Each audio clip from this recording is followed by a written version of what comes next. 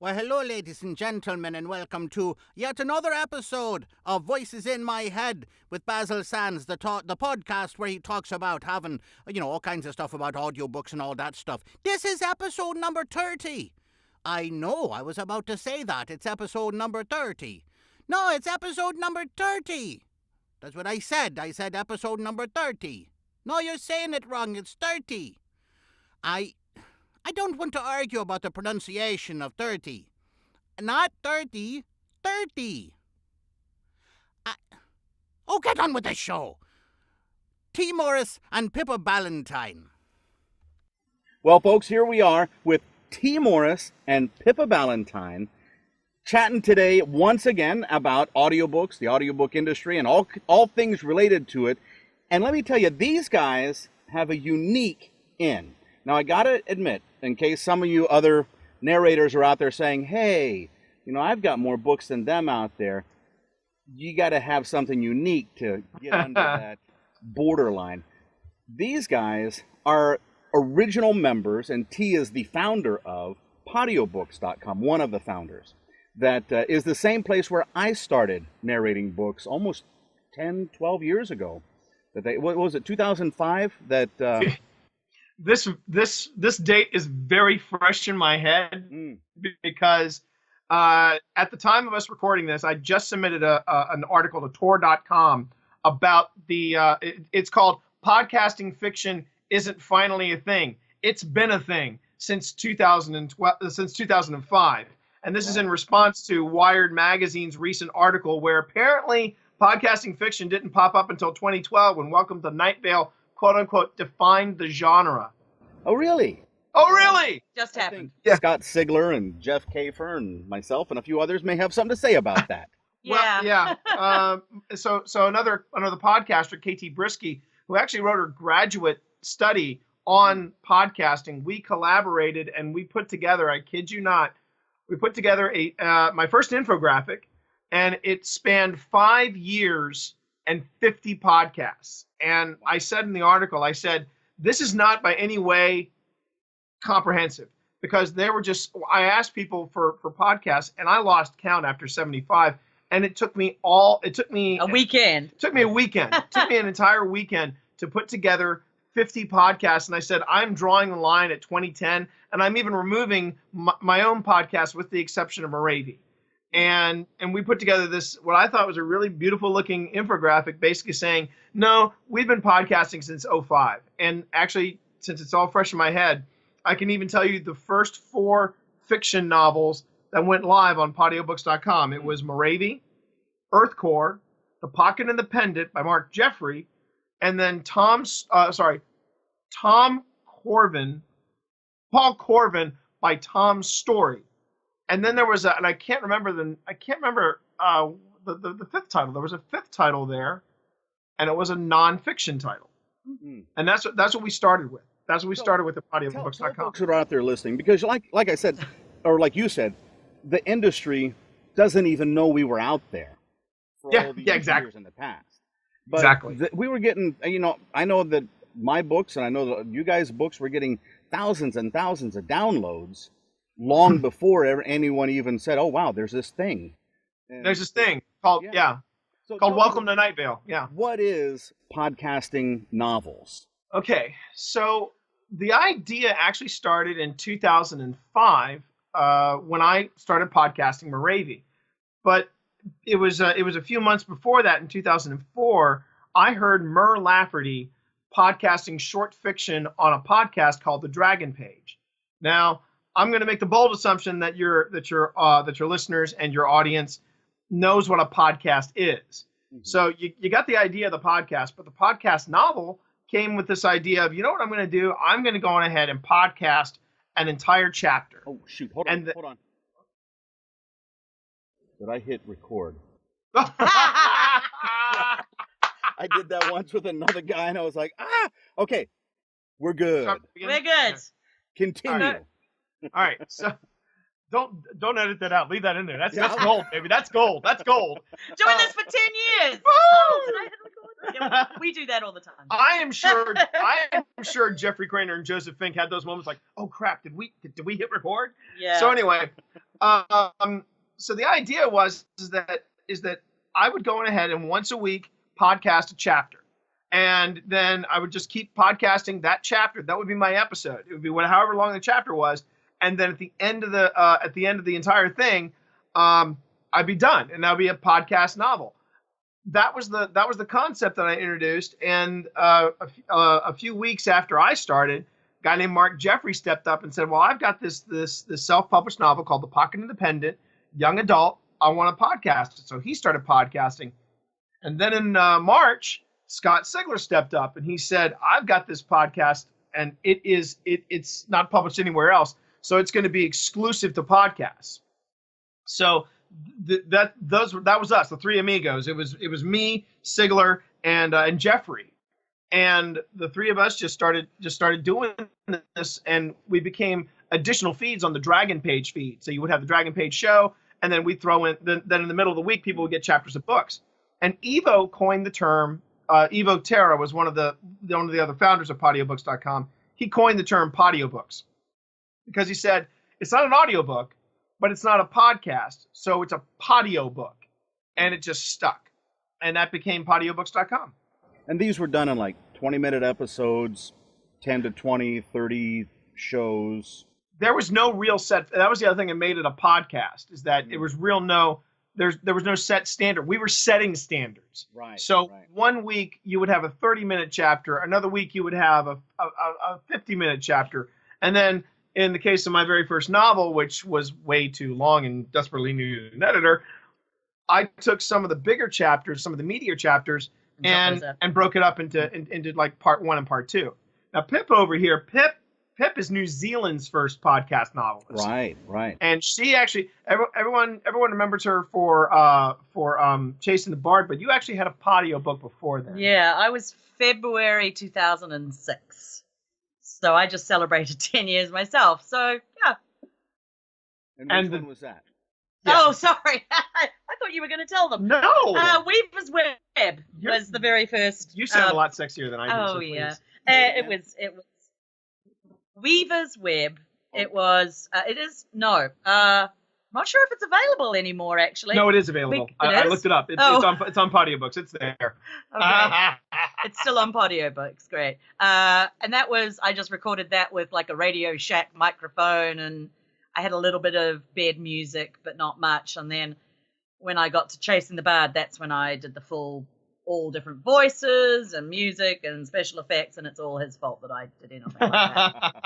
Now, because I remember listening to Weather Child. Mm-hmm. That's when did that come out? That was an awesome story, by the way. I was just enthralled by that.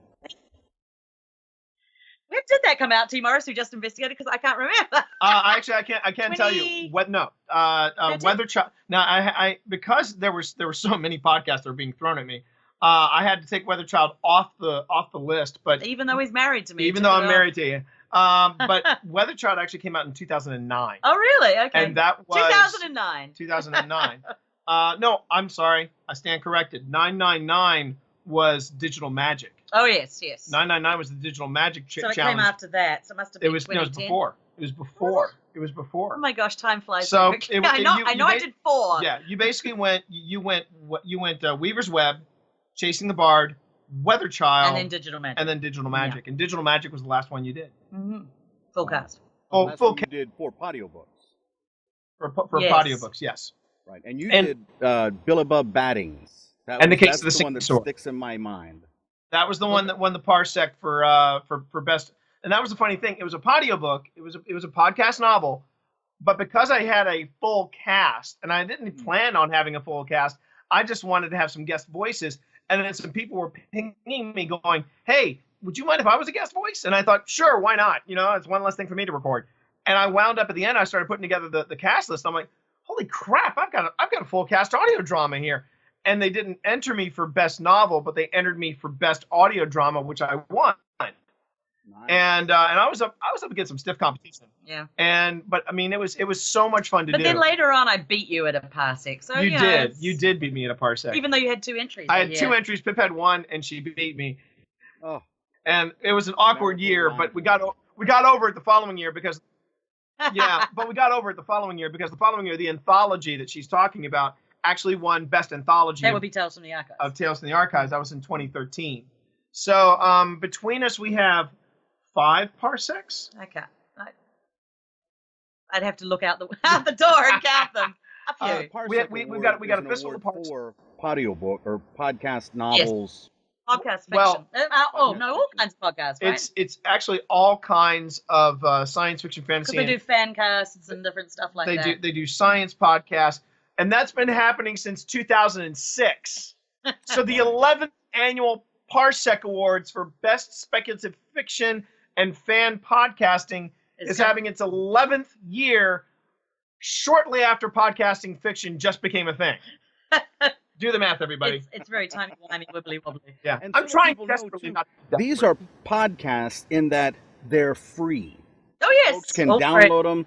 On Audiobooks, there's a little link on there that says, you can donate if you like this book.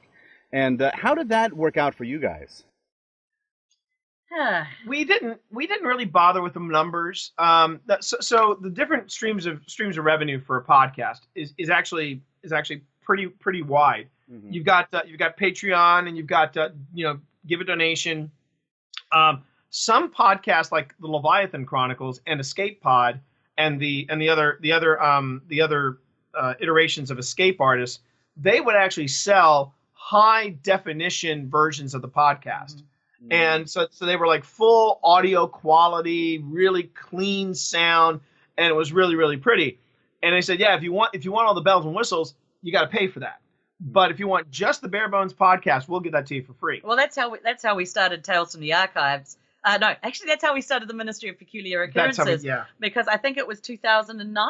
2008, 2009, we wanted to do a podcast for pay. Yeah, I said, I want to do a podcast, and people were sort of dabbling in podcasts for pay back then, and I was like, I'll give it a try, but I don't want to write the entire thing. And that's the Ministry of Peculiar Occurrences started off as a concept for a paying podcast gig, and then it became a novel, and then it eventually became podcasting. Yeah, and we eventually circled around and not only had a podcast for the series, but then we started, as you were talking about earlier, we started actually recording our own audiobooks. Right. And that's kind of the evolution of all of this. We started as podcasters, and now not only are we hybrid authors that were both self-published as well as New York published, but we're also recording podcasts as well as recording audiobooks. And that's kind of what I want to delve into here, is that transition from going from podcasting, making these podcast novels, which, I don't know about what you guys' thinking was when you started, but I know for myself, I had written a novel and I thought, I don't know if people are going to like it.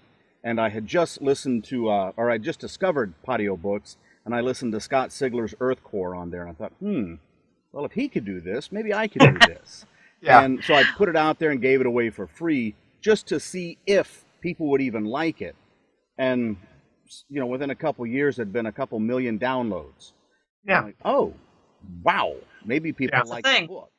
And 3 podcasts later, a total of 4 novels that I put onto Audiobooks in the beginning, and then eventually got hired by Audible to narrate a book, and then now that's what I do for a living, is narrate books for Audible and other producers.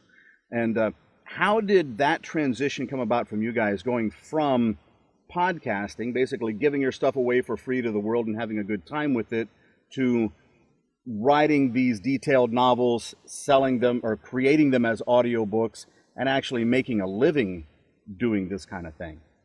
Well, for us, the audiobooks are supplemental. They're a very nice stream of income to have. And when we started podcasting, we used the podcast as a way to market our books, because both of our books were out with Dragon Moon Press, a small press out of Canada. And so Tee was like, he got me into podcasting, obviously, and was like, this is a great way to publicize and get your name out there. And then gradually, as we moved into publishing, and my first books with New York, the Books of the Order, I wasn't smart enough to keep the audio rights.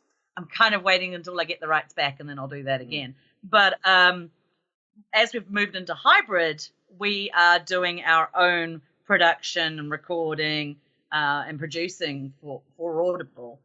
Well, Tee's a trained actor, and I studied speech and drama about 15 years. So it's nice to have the tools to be able to do that. I think the biggest difference, though, between the audiobook and the audiobook is that with the audiobook, I indulged. I indulged that. I indulged the actor in me and the theatrical.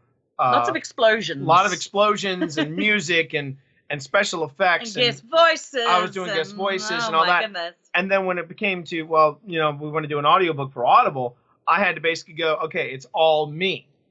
And I know that it's kind of I think audiobooks have always been sort of a wild west of audio, because you'll pick up one audiobook and it's read by the author and it's just a straight read and it puts you to sleep. And then you'll pick up another book which is done by a professional narrator, and suddenly you got them doing different voice. I mean, the guy who did our first 4 books with Tandor Audio and with Harper Voyager, his name is James Langton, and wow, I didn't realize what hell we put this guy through, because in the first book alone, we must have thrown 10 different accents at him, and he nailed every one of them. Wow. And I love that. I love the theatricality of an audiobook. I think, though, that when I audition for when I audition for books, I tend to bring that theatricality into my audition, and I think for some authors, they don't want that. They just want a straight up read. Right. I don't think I can do that. I really enjoy coming up with different voices for the different characters and playing that angle. My first book with Audible was a real experience. It was called Truly Deeply Disturbed. And the best way to describe it would be Father Knows Best meets American Psycho.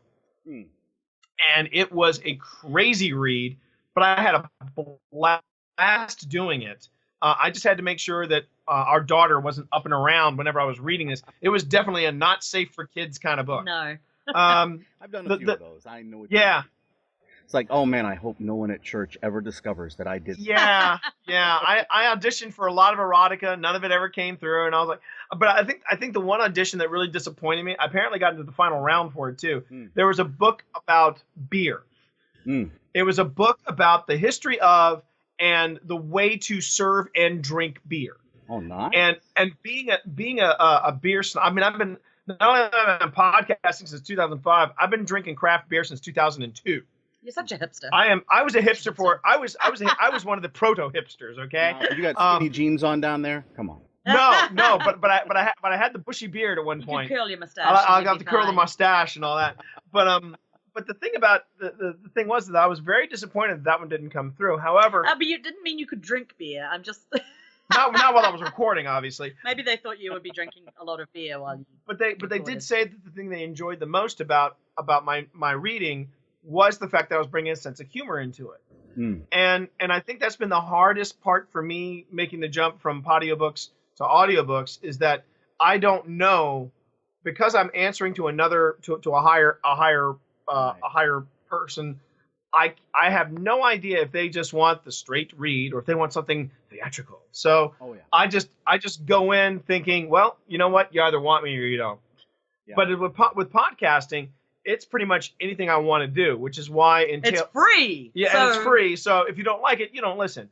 But with Tales from the Archives, which is the companion anthology to the Ministry of Peculiar Occurrences, we take when we do our own stories, we pull out all the stops. I mean, we're doing different voices, we're doing accents, we're throwing in dramatic music, and it's really a lot of fun. It's really a lot of fun.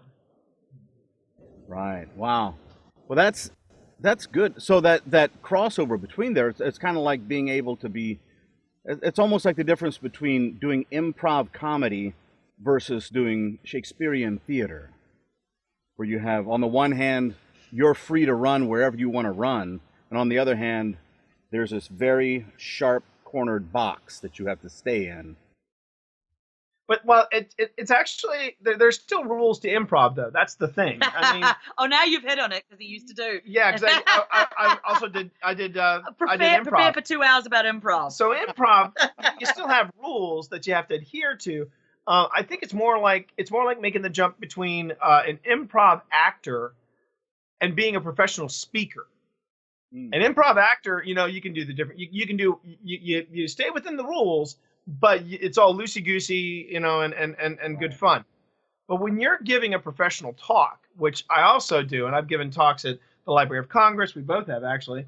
I've given a talk at the New Zealand's equivalent of the Smithsonian, which I've done. She hasn't. And I've also. You're never going to let me live that one down. No, I'm not going to. But I've done a lot of different public talks, and I bring that theatricality to my public speaking. And one of two reactions happen. One, people either walk out, or two, I pack the room. And I think what it really boils down to is what do people want? And depending on what I'm talking about, I think that will dictate how. Now, I will also say, I can get behind a mic and I'm good. I do improv theater, I'm good. But Pip can attest, when I was getting ready to step on that stage for the for Tee and Pippa down in New Zealand, I was terrified. My heart was going a mile a minute, and it's because that I have no idea what the audience wants. Audiobooks are very much the same way, but when people hear the other stuff that I've done, the stuff that we've written, but also the stuff I've done for other people, I've done audiobooks for Keith R.A. DeCandido. I've done some short story stuff as well. I mean, people know what they're going to get when they bring me on board. I do have to tone it back, and I think sometimes that's been the hardest thing for me to do in audiobook production. So, what advice would you give to? Well, actually, two places that you guys could give advice. One, an author who wants to read their own material. What advice would you give in that situation? If you are not comfortable reading like at a bookshop or a library, then you shouldn't be doing your own narration. Amen. Yeah. I would also record a chapter and give it to your friends and say, is there enough emotion? Is there too much emotion? Would you want to listen to the rest of the thing? Get some feedback on it. I think most authors who aren't good at reading their own stuff, they know it. So that's definitely where you step in and get a professional like yourself to do it. My bit of advice is that if you however have experience reading, if you have experience performing, and you decide to undertake your own audiobooks, if there's been another narrator before you, and you start getting reviews of people saying, because this is happening to us right now, I really don't like the authors reading this. They really should go back to which is strange, because when we started off with the Ministry of Peculiar Occurrences and we had James Langton reading, people were like, well, why aren't you reading it?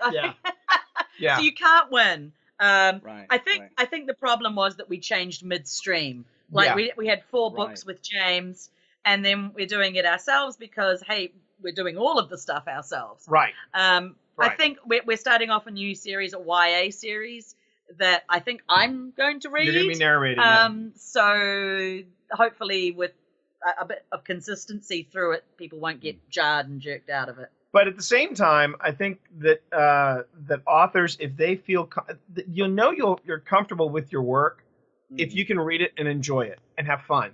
Right. I remember saying that to an author, and an author says, "Oh, I can't enjoy my work," and I'm like, "Why?" And they said, "I'm too close to it. I can't do this. I can't do this, and I don't like the sound of my own voice, so I hate reading my own stuff." And I said, "If you, the person who wrote it, hate reading your own stuff, how do you think your audience is going to feel about it when they read it?" Exactly. If you can't be entertained by your own work, there's a good possibility that people out there aren't going to be either. That doesn't mean it goes to your head, but I'm just saying you need to be able to enjoy. Some of the scenes that we've done in the past with Eliza and Wellington, I mean, there were times I'd have to stop and I'd have to go, man, I love that scene. So, you know, I mean, that's an occupational hazard. That's an occupational hazard, exactly. Oh, yeah. Get past Oh, yeah. I know I just finished up a series of 7 books that I did for one author. And at the after the first book, I called him up and said, or I contacted him and said, hey, you know, I'd be willing to do this whole series for you if you're willing to hire me. He goes, well, actually, after listening to the first one, I thought maybe I'll try to do it myself. I said, oh, well, okay. You know, the first one started off with, you know, that with me, but if you think you can pull it off and do better, then go ahead. And about 2 weeks later, he contacted me and said, oh, damn, this is like work. Well, I mean, how hard can speaking be? I mean, we all speak, right? And this goes back. This goes back to podcasting as well. And there were a lot of authors, ranging from first-time authors to New York Times bestsellers, who would start a podcast novel thinking, I can do this. Not a problem. I can do this.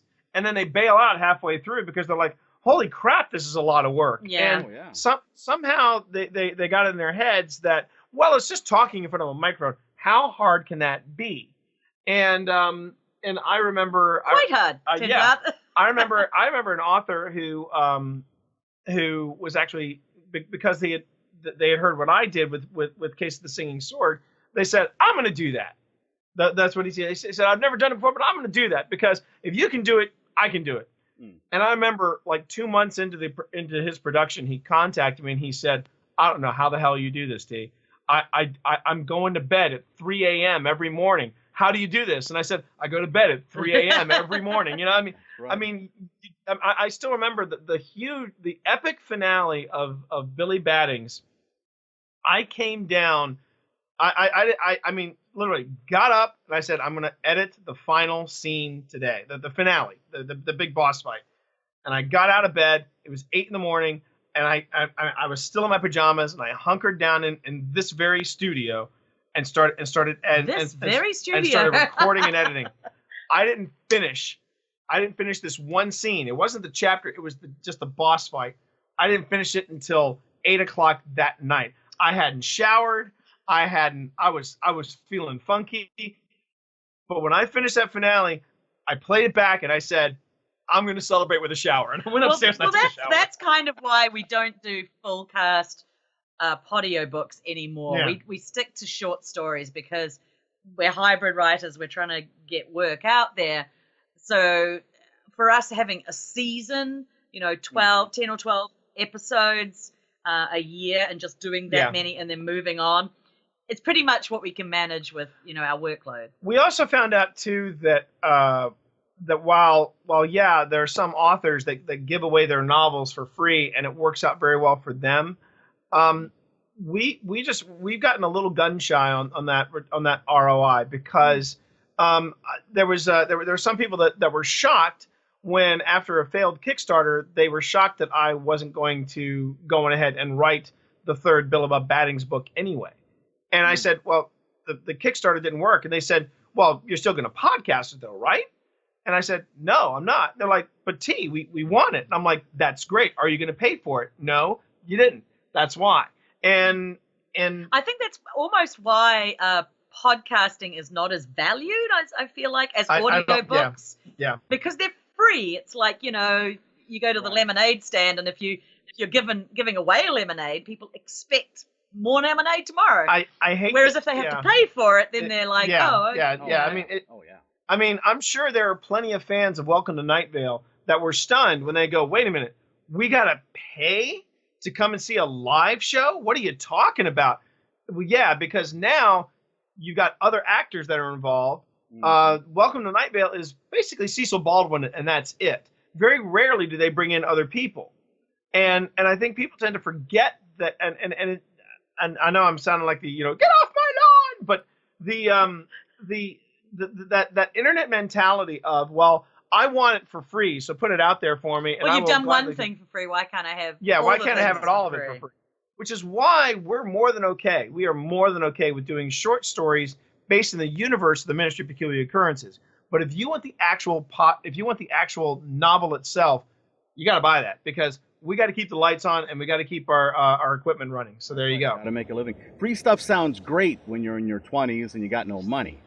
But, when you actually have a house and a car and a family Yeah. and kids in Yeah. college, it's like, well, I need some things.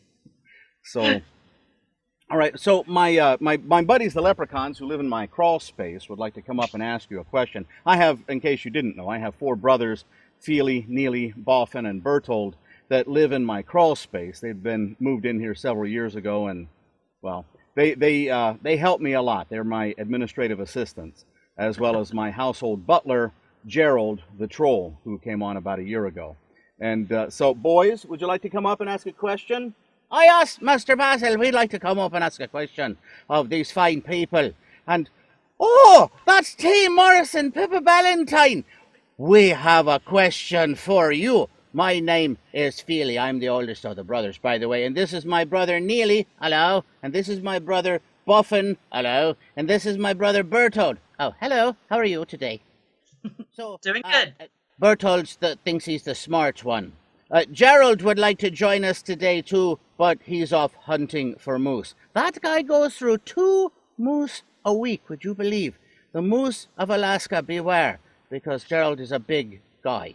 Anyway, we have a question for you. You, Mr. Morris, are one of our favorite novelists. And Mrs. Ballantine, you too are such. You guys wrote each, way back when, the Billybob Baddings in the Case of the Singing Sword. When you wrote that, were you imagining people like us, little people, the leprechauns that are real versus the leprechauns that people imagine, giving out rainbows and giving pots of gold out of their rear ends and so on? Well, first off, I am amazed that there's this much Irish blood in Alaska.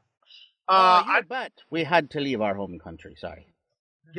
So, first off, you're one slight bit of error. You're saying that what was I thinking of leprechauns when I wrote Billybob Baddings? The answer is no, because if you recall in the book, Billy makes it very clear he is not a leprechaun. He is not a gnome. He is a DWARF dwarf. Mm-hmm. And he was very clear. He was very no.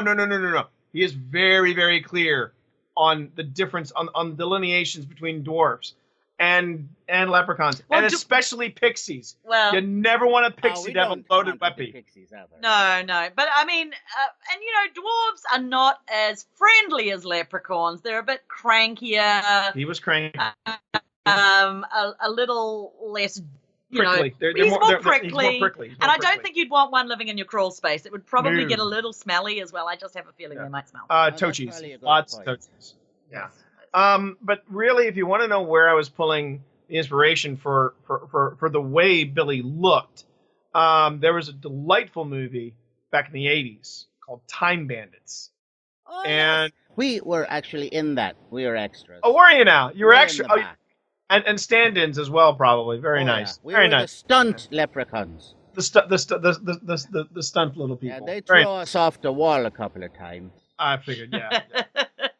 So yeah, I mean that was where a lot of the inspiration came from for the for Billy was that film. That's a terrific film and one of my favorites. That's outstanding. Now on the other side of not only one but 2 oceans from where we come from, you, Miss Ballantine, Miss Pippa, you wrote The Weather Child, which I must say, Bertold, do you have an opinion on that book? Well, yeah, I kind of have a crush on the girl in that book. Any kind of girl that controls lightning and wind and stuff is kind of, my kind of girl. Where did you think of that book from? And is she available? Is she based on a real person? Well, she's based on a family member, but I'm afraid that you'd have to dig her up right now. She's long passed through the veil and onto the other side. Yes. Gross, actually. Well, in New Zealand, there's a lot of crazy weather, a lot of wind, especially in Wellington, and it was the kind of wind that if you lean against it, it holds you up. It's that kind of strong wind. Windy and I was welly. like, if you could control that, I mean, imagine how powerful you'd be. That's where that idea came from. That would be pretty cool to have that kind of power, I tell you that. I'd love to have that power. Now, here's a question. Have you ever thought about doing a mashup of Billy Bob Baddings meets the Weather Child? And maybe has kids. Wouldn't they be frightening? Dwarves controlling weather? Dwarves controlling the weather. Be a lot of angry storms. A lot of I think you'd have to like build a kayak. The closest we put your house on stilts because it's going to be raining all the time. The closest we came to a mashup, we were doing a Double Trouble, and we had a series of podcast promos for Double Trouble, which was I was premiering the print edition of Pitcher's Pendant. You were premiering the print edition of Digital Magic. That's right. So we had these series of 08. Yep, we had these series of podcast promos that featured Puck, who was her lead character, and Billy Baddings, and those were fun. Yeah, those were hella fun to produce. That was actually almost like a fight almost broke out. So yeah. I don't know. I don't know if Faith and Billy would get on very very well. Faith Certainly not to the point of having children together. No, I think Faith likes the brooding type. That's why she went for Jack. Yes, I don't think she likes the prickly. Well, I guess that makes a lot of sense. So here's a question we got for you. That's the deep soul-connecting question that we like to ask every time we do. You mean those other ones weren't the deep soul-connecting ones? Oh, wow. Those are just the introductoros. Oh, okay. okay. Which, that's Spanish Gotta for dig the introductoros. And digging deep. Digging deep. Okay, here we go. The two of you are stranded on a desert island, which doesn't mean that it's actually a desert. It's an island that's deserted, which doesn't mean that there's dessert stacked up on it either. Yeah. It's just the two of you on an island. And you have all the coconuts and raw fish you want to eat. What two other things would you like to have with you while you're there? Do we get one each or two each? Oh, I'll give you two each then. Oh, two each. But you'll have to share. Oh, two each? Oh my goodness. Okay. I I got my answer, but you go. You go. I would like a set of headphones and an MP3 player with as much David Bowie as could be crammed onto it, just in case when we have those odd moments where we're like, can't one of us get off this desert island? I can just put the headphones on and relax and not kill the other person on the island. Okay, good thing she didn't wish for an axe too. Exactly. Well, this kind of puts me in danger then, but it's okay because I've got it figured out. The two things that I would want a fully functioning, equipped toolkit and one book entitled "How to Get Off a Desert Island When You've Got Nothing But Coconuts and Fish and a Toolkit." That book and the toolkit, and then what we got on the island could save our behind. And the best bit is that I don't have to hear her complain when we get off the island, because she's going to hopefully be listening to David Bowie. And you're paddling. MP3. Yeah, and I'm paddling. Well, that'll work. And wouldn't it be a surprise to you to find out that Buffin, what's the title of the book you're writing? I'm writing a book on how to get off a deserted island with nothing but coconuts and fish. Except I forgot about the toolkit, and I put an alder sapling. I don't know why. Okay, boys. I think is that all you got to ask? Yes, that's all we got for I was now. just going to say, I think the alder sapling is sort of it's the internal child of you just reaching for help. I think that's what the alder sapling is coming from. That could be. I have a very traumatic childhood with these brothers of mine. Okay, guys, thank you very much for joining the show, and go back to whatever you were doing. Oh, we were just drinking beer. Oh, okay, we'll go back to that. Sounds like a good life. Oh, yes, that's most of their life, actually. But, they make their own, so it's good. I was going to say, it depends on the beer. I tell you what, you've never had craft beer until you've had craft beer crafted by 4 leprechauns in your crawl space. They know. 500 years of history there, buddy. Anyway, yeah, they were at the original Guinness Brewery. Who do you think gave them that idea? There you go. So anyway, thank you guys very much for coming on. And it's been a great chat, and I look forward to hearing more from the great successes you guys are having. Where can people find out more about your podcasts, your books, and so on? Everything. Pip Ballantine is at pjballantine.com.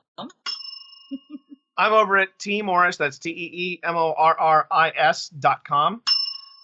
You can also find out about the steampunk that we're writing, that we're self-publishing as well as producing with New York, at ministryofpeculiaroccurrences.com. And both of us have profiles on Audible on acx.com. So if folks are looking for narrators, one with a smoking hot New Zealand accent or one with a touch of theatricality in his voice, by all means, look us up on ACX. And of course, you can find us.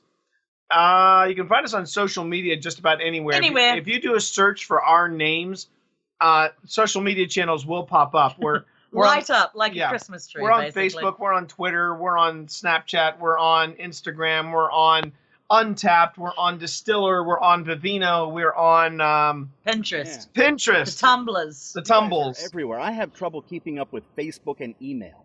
Well, we wrote this book called Social Media for Writers, so we have to be everywhere. And we narrated the book That's on right. Audible, Social Media for We Writers. did our own donation for that. In fact, the audio version features a chapter solely on Periscope, which doesn't appear in the print version. So there we go. There we are. Man, you guys are everywhere. Oh wait, one more. Oh. And then there's the shareddesk.com. Oh, yes, where we talk to each other. That's our It's writerly the only podcast. time we talk to each other, really. Well, terrific. I'm sure a lot of folks will be getting a hold of you and finding out more. Tee Morris, Pippa Ballantine, out there touching the world, literally at every part of the world's organized body of some sort. Hopefully And, not a bad Don't be touch. offended if you feel a sudden squeeze somewhere. It's just these guys reaching out to you. Turn your head and cough. Thank you very much, Thanks and for we'll having see you us. later. Thank you. Okay. Thank you for watching this show, or listening, or whatever mode by which it entered into your brain. I hope you have a wonderful rest of your day, and all that stuff. This is Voices in My Head, episode number 30. Copyright 2016 by Basil Sands, Sandman Production Studios, and all that. Goodbye.